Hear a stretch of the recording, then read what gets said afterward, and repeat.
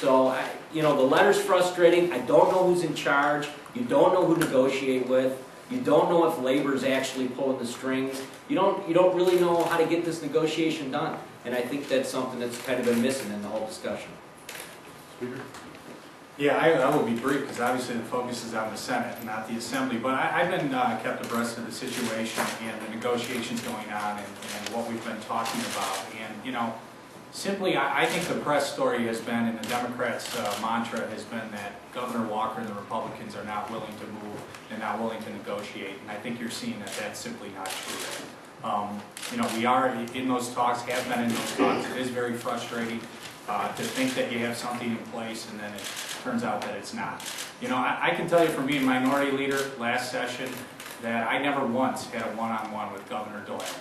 And I can tell you Governor Walker just in the past week has brought in the minority leader Peter Barca twice on this issue. So to simply be out there and keep saying that Republicans and the governor are unwilling to budge on this issue simply isn't true. So, you know, I've had that call at, you know, late in the night as well from the governor's folks, bringing me up to speed on what was talked about.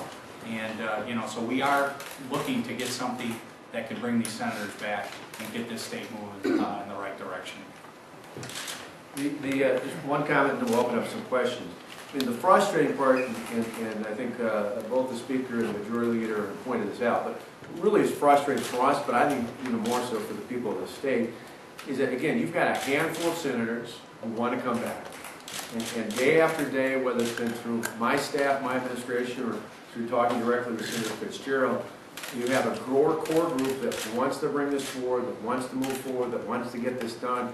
And it's almost like, and it may predate some of you who are a little young, but thinking back years ago when Charlie Brown and those specials, you'd have Lucy would hold the football and Charlie Brown would run up to kick the football. Well, time after time, Lucy would pull the football away. And that's essentially what Senator Miller is doing with the members of his own caucus. We're trying to be responsible and reasonable and bring us back home so we can get the job done here. He's pulling the football away. We need to figure out who it is ultimately we're negotiating with and find a way to bring at least some of these Senate Democrats back home to get the job done. Can you gentlemen clarify